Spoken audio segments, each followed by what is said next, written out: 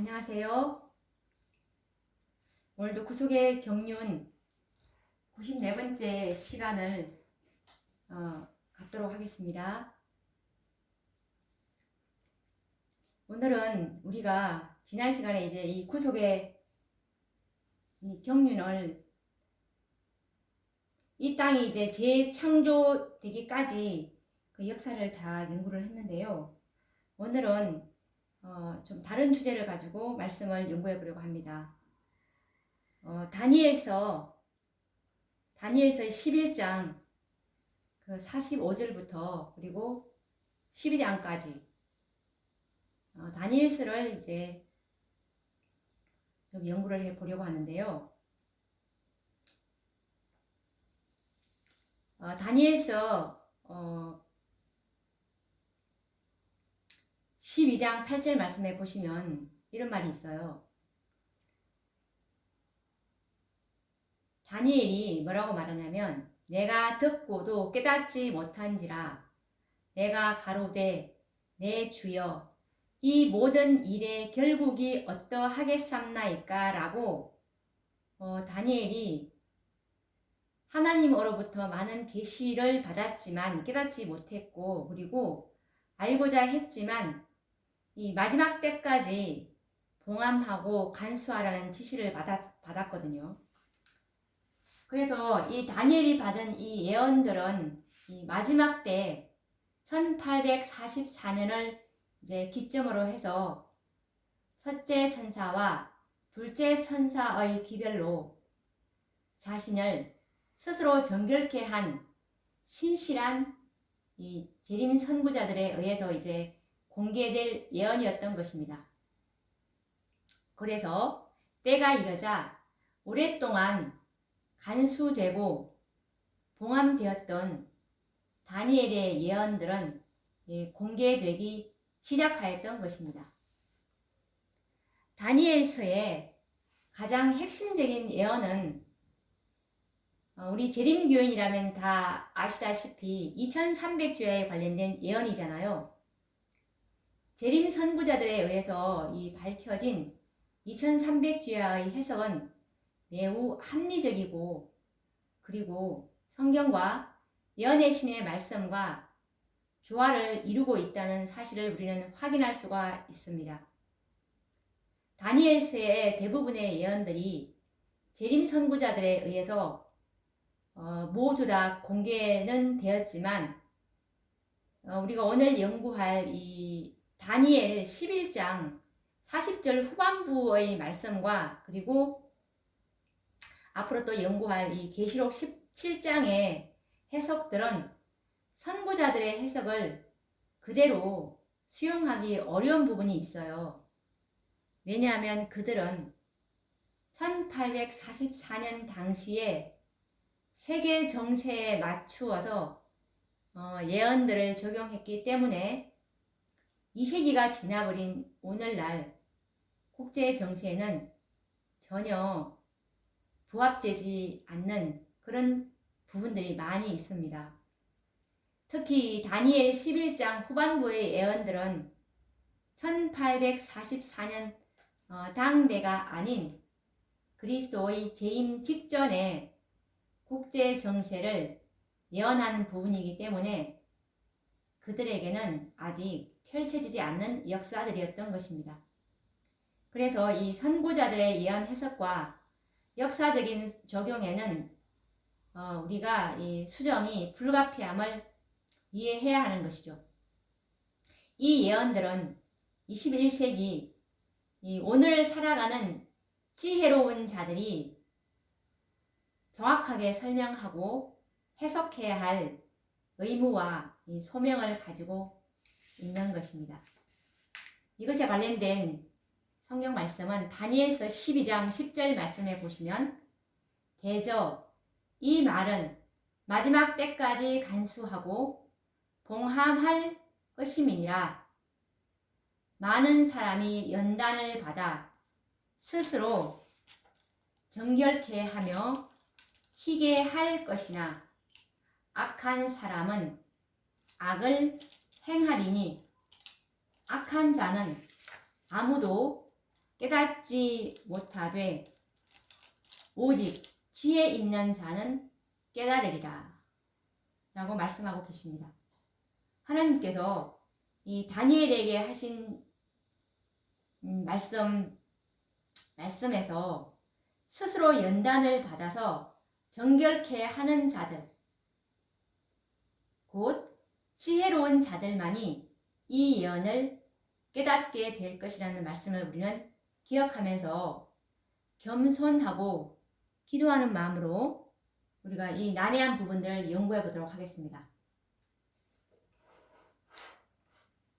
그러면 이 다니엘 11장 40절 말씀을 이제 연구해 보도록 하겠습니다. 하나님께서는 다니엘을 통해서 이 지구의 역사와 그 종말을 표상으로 계시하여 보여주셨는데요.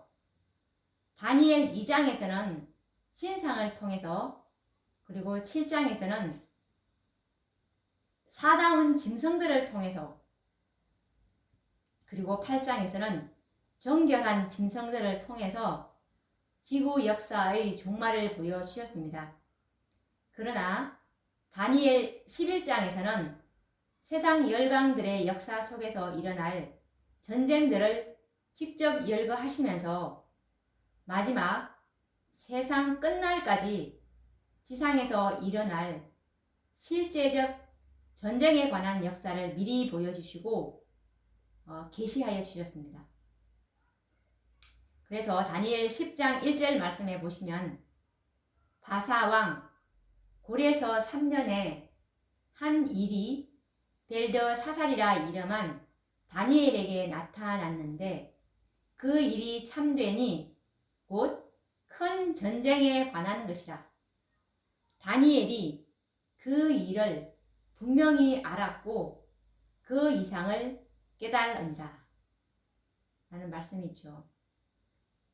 예수님께서도 재림의 징조를 말씀하시면서 마가복음 13장 7절에 뭐라고 말씀하셨냐 하면 난리와 난리 소문을 이라고 언급하신 것 또한 이 예언과 무관하지 않습니다. 하나님께서는 이 지상에서 일어날 큰 전쟁들을 계시하여 주셨고 특별히 마지막 때에 있을 전쟁에 대해서 위의하도록 하셨습니다. 전쟁의 역사는 먼저 하늘에서 시작되었고 그 마지막은 이 지상에서 맞춰질 것이 예언되어 있습니다. 그런데 중요한 일은 이 지상에 살고 있는 모든 사람들은 이 전쟁에 참여하게 될 것이고 그 어느 한편에 속하게 될 것이라는 사실입니다. 그래서 우리는 이 전쟁에 대해서 아는 일과 그리고 그 전쟁에 대해서 연구하는 일은 매우 중요한 일이 되겠죠. 그렇다면 다니엘 11장 40에서 45절까지에 나오는 이 남방왕과 북방왕의 이 전쟁에 대해서 심층 깊은 연구가 필요한 것입니다. 지구 역사의 종말에 있을 이 마지막 전쟁에 남방왕과 북방왕이 등장하고 있죠. 과거 남방왕과 이 북방왕의 중심에는 항상 이스라엘 국가와 그 백성들이 존재하고 있었습니다. 그러나 세상 종말에 있을 남방왕과 북방왕의 중심에는 육신적인 이스라엘 나라가 아닌 영적 이스라엘, 곧 하나님의 피로 사신 교회와 그분의 백성들이 그 중심에 있음을 염두에 두고 전쟁의 역사를 연구해야 하는 것입니다. 이제 이 마지막 때를 상기하면서 예언의 말씀을 열어보도록 하겠습니다. 우리가 이 다니엘서 11장 35절에 보면 이 마지막 때라고 있는데 이 마지막 때는 언제를 가리키는지 알아보도록 하겠습니다. 다니엘서 11장 35절에 보시면 마지막 때까지 이르게 하리니 이는 작정된 기한이 있음이니라 라고 말씀하고 계시는데, 이 마지막 때의 전쟁인 다니엘서 11장 40에서 45절의 말씀들을 우리가 이해하고 설명하기 위해서는 불가불 우리가 그 전에 다니엘서 11장 35절에서 39절에 성취된 예언에서부터 이제 시작을 하는 것이 다니엘서 11장 40에서 45절에 나오는 이 마지막 때의 전쟁을 이해하는데 도움이 되리라 믿습니다. 그래서 이 다니엘 10장에서 11장 39절까지의 예언은 모든 부분에서 이미 성취를 보았고, 시간이 흘러서 이제 이 법왕권의 통치 기간인 1260년의 이 기간도 이제 막 거의 끝나가는 시점에 이르러 왔습니다. 다니엘 11장 35절에 기록된 예언을 통해서 법왕권이 무너짐을 보여주셨는데요. 이는 작정된 기한이 이르러 그렇게 될 것이었습니다. 다니엘서 7장 25절 말씀에 그가 장차 말로 지극히 높으신 자를 대적하며 또 지극히 높으신 자의 성도를 괴롭게 할 것이며 그가 또 때와 법을 변개코자 할 것이며 성도는 그의 손에 붙임 바 되어 한 때와 두 때와 반 때를 지내리라 라는 이 예언의 성취를 말하는 것입니다. 반드시 작정된 기한이 이를 때에 성취될 것이라는 말입니다. 다니엘 11장 36절에서 38절은 법왕권을 무너뜨린 왕이 어떤 인격의 소유자인지를 잘 설명하고 있습니다. 그러면 다니엘서 11장 36절에서 37절 말씀을 우리가 한번 보시면서 이 법왕권을 무너뜨린 왕이 어떤 인격의 소유자인지 우리가 생각해 보도록 하겠습니다.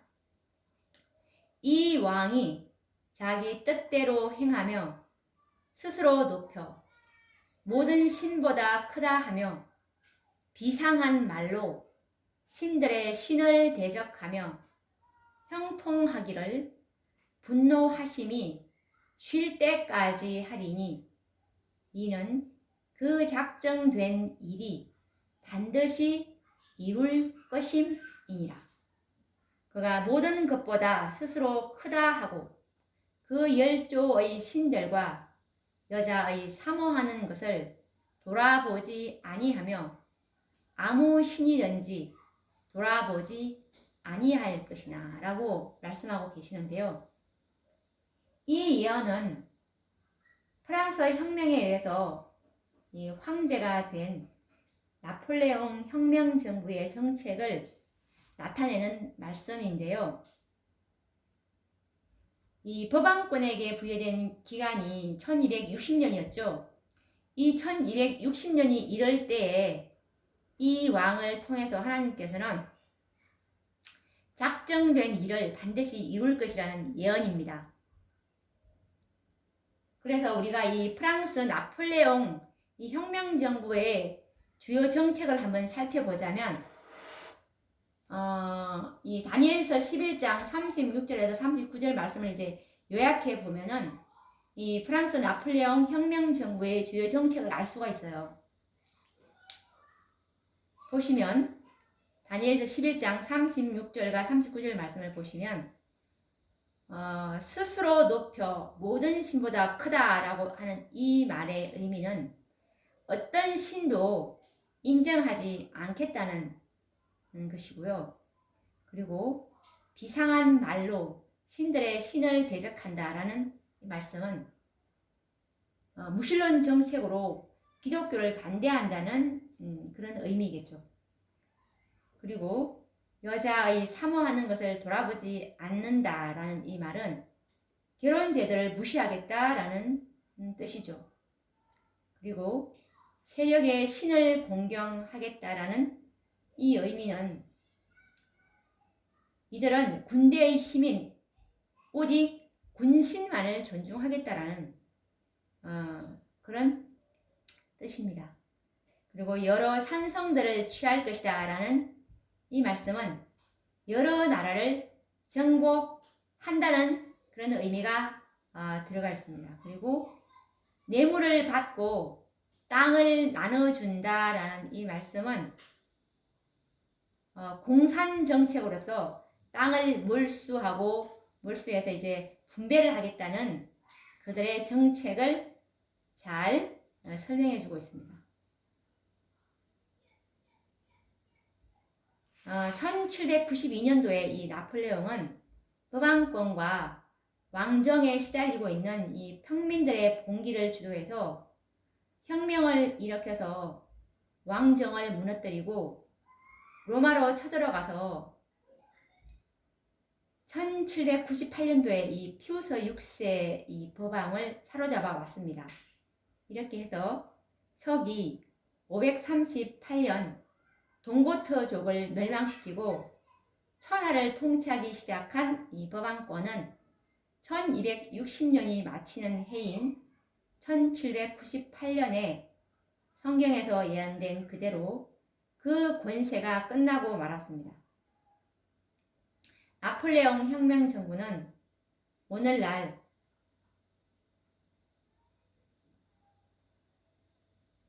공산주의의 원조가 되었고 공산주의의 모든 정책들이 나폴레옹의 이 혁명 정부의 정책과 일치하게 됩니다.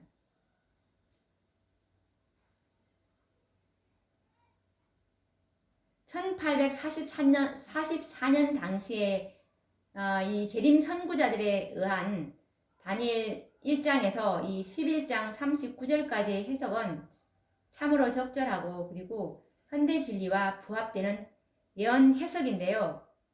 그래서 우리는 그 이전까지는 이 선구자들이 잘 해석을 해주셨기 때문에 이곳에서는 더 연구를 하지 않고 다니엘 11장 40에서 45절 이상의 해석은 당시 선구자들에게는 펼쳐지지 않는 미래의 역사이기에 그분들의 해석이 오늘날 이 적용해 볼 때는 현실적으로 매우 불합리하다라는 것을 우리가 느낄 수가 있을 것입니다.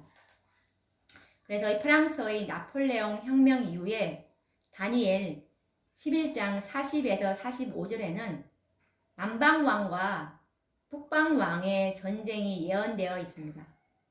그런데 재림 선구자들은 남방왕과 이 북방왕을 애굽과 터키와 같은 나라들을 적용해서 해석한 것을 보게 되는데요. 1844년 당시에 이 국제 정세로서는 이 이상 다른 해석을 하기가 불가능하였다는 것을 우리는 이해할 수가 있습니다. 그러나 오늘날 이들 나라들은 남방왕과 이 북방왕으로서의 위상에 전혀 맞지 않는 초라한 나라들입니다. 현실적으로 맞지 않는 해석이기 때문에 이 주제들을 오늘날 이 국제정세에 적용해서 연구해야 하는 것이죠. 그래서 우리는 올바른 해석과 예언의 적용을 위해서 먼저 성경 본문의 말씀을 자세하게 그리고 여러 번 한번 읽어볼 것을 권하는데요. 그러면 이 마지막 때의 전쟁에 대해서 이제 자세하게 연구를 한번 해보도록 하겠습니다. 이 다니엘서 11장 40절 말씀에 보시면 마지막 때에 남방왕이 그를 찌르리니 북방왕이 병거와 마병과 많은 배로 회리바람처럼 그에게로 마주와서 그 여러 나라에 들어가며 물이 넘침같이 지나갈 것이오 라고 이렇게 다니엘 11장 40절에 나와 있는데 여기서 마지막 때는 과연 언제가 마지막 때인지 알아봐야 되겠죠. 아까 조금 전에 연구한 다니엘 11장 35절에 너는 이 마지막 때에는 한 때와 두 때와 반 때가 끝나는 1798년이라는 것을 우리가 확인을 했는데 다니엘 11장 40절에 노는 이 마지막 때는 과연 언제인가? 그래서 우리는 이 마지막 때라는 이 시기를 우리는 생각을 해야 하는데 보통 이 성경상 마지막 때를 말할 때 어떤 이 학자분들은 1798년 보안권의 몰락으로부터 마지막 때가 도래하였다고 말하는데 물론 이 말도 틀린 말은 아니죠. 그런데 이 다니엘 11장 40절에 언급된 마지막 때를 1844년으로 기산점을 잡는 것이 더 정확합니다. 왜냐하면 이 재림의 시기와 성소 진리를 연관시켜 볼 때 예수님께서 이 하늘 시성소로 들어가시는 때로부터 마지막 때라고 보는 것이 더욱더 합당하겠죠. 왜냐하면 이때부터는 이제 예수님의 재림이 가능한 때입니다. 2300주야의 끝이 되는 시기고 성소 정결 사업이 시작되었기 때문에 그래서 그리스도의 재림이야말로 진실로 세상의 마지막 때이기 때문입니다. 열매가 나타나면 구속의 열매, 성소 정결. 이 마지막 때의 교회를 성소라고 하는데요. 마지막 때의 교회가 이 정결케 되면 예수님께서는 언제든 재림하실 수 있는 것이죠. 이것이 하나님의 구속의 경륜입니다. 그래서 법왕권이 무너진 1798년부터 마지막 때가 도래된 것은 사실이지만 1844년 이전에는 예수님께서 재림하실 수가 없다는 사실을 우리가 하나님의 구속의 경륜 2300주야의 해석을 보면 알 수가 있어요. 그래서 2300주야의 예언이 1844년에 이제 성취가 되고 심판의 기준이 되는 율법이 회복된 이후라야 비로소 그리스도의 재림이 가능하기 때문입니다. 심판이 기준이 되는 율법이 회복되지 않는 상황에서 어떻게 사람을 심판할 수가 있겠습니까? 그래서 율법이 회복된 이후에 그리스도의 재림이 가능하다는 것이 바로 이런 의미이겠죠. 이처럼 그리스도의 재림이 1844년 이전에는 있을 수가 없다는 원칙을 기준으로 삼았을 때 진실로 이 마지막 때는 1844년 이후부터 적용하는 것이 합당하다고 보는 것입니다. 그래서 우리는 그가 내게 이르되 2300주야까지니 그때에 성소가 정결하게 함을 입으리라 라는 예언이 성취되는 1844년 이후부터 연구를 시작할 것입니다. 마지막 때가 시작되는 1844년부터 다니엘 12장 1절에서 2절에 이 큰 환란인 이 7재앙과 특별 부활에 이르기까지 이 지상에 일어날 사건들을 이제 연구하게 될 것인데요. 그렇다면 이제 1844년부터 7재앙까지 그동안 지상에서 일어날 예언들을 한번 우리가 이제 그 마지막 사건들을 열거해 보면 처음에 이제 세천사의 기별이 전파됩니다. 그리고 세천사의 기별 이후에 계시록 14장에 세천사의 기별 이후에 계시록 18장에 보시면 또 다른 이 일 후에 다른 천사가 라는 하늘에서 또 하나님께서 또 기별을 주십니다. 그래서 계시록 18장 천사가 내려오고 그 다음에 1월 법령이라는 사건이 또 전개가 되고 그 다음에 1월 법령 이후에 이 마지막 참교회 진리가 완전한 곳에 한 무리에게 완전한 진리를 가진 한 무리에게 이제 늦은 비가 내림으로 그 마지막 교회를 통해 참 교회를 통해서 이제 큰 외침을 하게 될 것입니다. 반드시 큰 외침의 주역들은 계시록 14장의 그 천사들이 아니고 계시록 18장의 천사들로서 큰 외침의 그 주역들을 우리가 정확하게 아셔야 합니다. 그래야 내가 계시록 14장에 있는 셋째 천사, 첫째와 둘째, 셋째 천사의 기별까지 중단하지 마시고 계시록 18장에 하늘에서 주시는 그 기별을 순서적으로 잘 따라온 자들, 어린 양이 어디로 인도하든지 따라가는 이들이 계시록 18장 천사들이 우리가 각 시대의 대쟁투 최후의 경고장에 보시면 18장 4절에 이 천사가 큰 외침을 하게 되는 구주역으로서 늦은 비를 받을 그 천사임을 알 수가 있어요. 이것은 또 큰 외침 장에도 초기 문치 큰 외침 장에도 이들에게 계시록 18장 4절의 천사에게 하나님의 영광이 이 성도들에게 내리는 장면을 볼 수가 있어요. 이들에게 하나님의 품성이 이제 입혀지게 되는데, 그래서 계시록 18장 천사를 연구해야 되는 것입니다. 그래서 이렇게 큰 외침이 끝나고 나서 이 큰 외침으로 이 계시록 18장 그 4절의 천사들이 셋째 천사의 기별을 이제 전파하게 되는 것이죠. 셋째 천사의 기별은 예수 그리스도의 품성을 증거하는 기별입니다. 하나님의 품성을 우리가 증거하는 것인데, 이 기별을 받아들인 자들은 살아계신 하나님의 인을 받을 자들로서 그 입에 거짓말이 없고 흠이 없는 정말 완전한 성결의 그들의 표준을 향해서 달려온 자들이고, 예수 그리스도의 품성이 그들의 품성의 귀감임을 깨닫고 표대를 향해서 달려온 자들인데요. 이들에게 그리스도의 의가 입혀지는 것이고 혼인 예복이 이들에게 입혀지는 것이죠. 이들이 살아계신 하나님의 인을 받은 14만 4천인들이고 이들이 이 마지막 때의 하나님께서 계획하시고 계시는 하나님의 군대인 율법의 증인들입니다.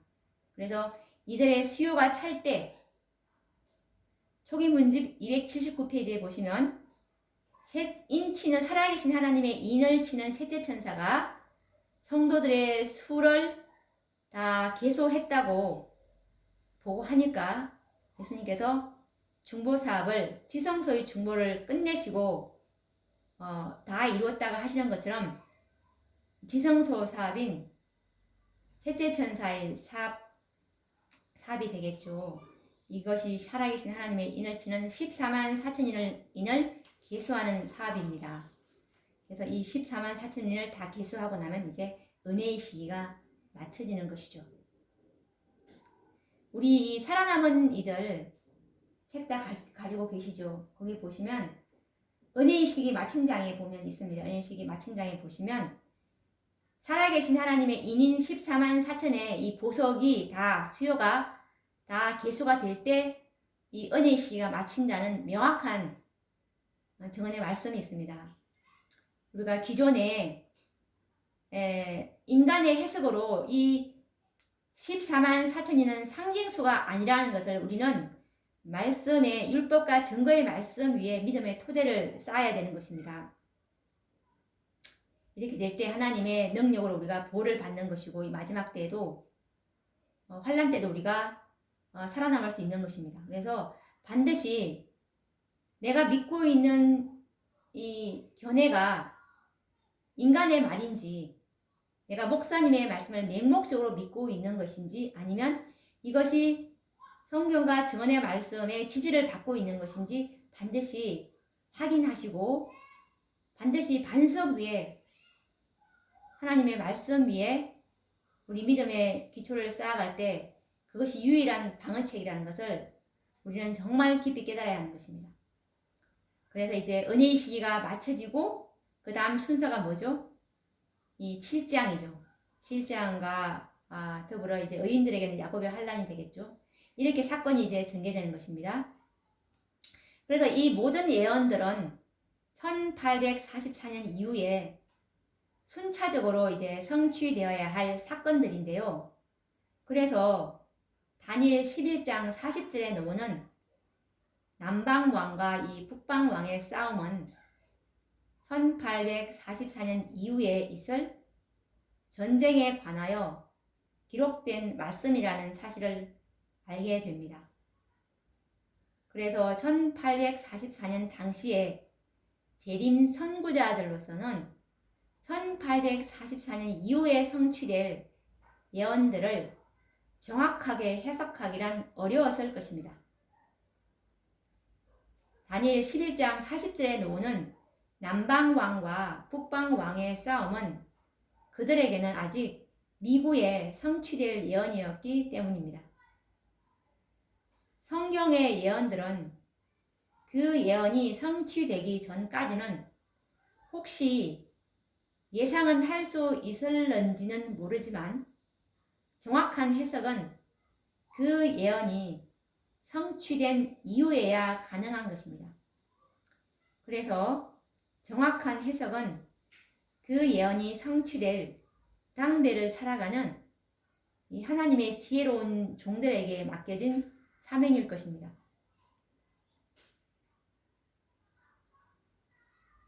그래서 다니엘서 12장 4절 말씀해 보시면 다니엘아 마지막 때까지 이 말을 간수하고 이 글을 봉함하라.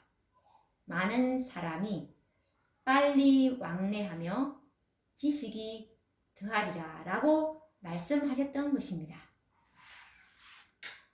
우리가 오늘은 이 다니엘서 11장 40절부터 이제 연구를 시작했는데요.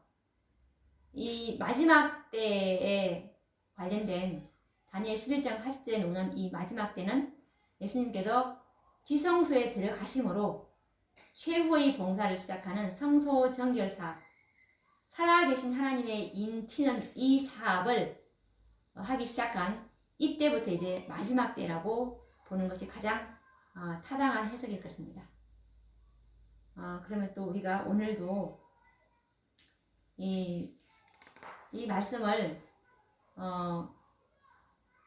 우리가 또 깊이 묵상해 보시면서 이제 이것이 참으로 하나님의 말씀인지 인간의 말인지를 반드시 확인하셔야 합니다. 그러면 또 다음 시간에도 이어서 계속 다니엘서 11장 40절 또 이후의 해석을 또 해보도록 하겠습니다. 그러면 다음 시간에 뵙도록 하겠습니다. 감사합니다.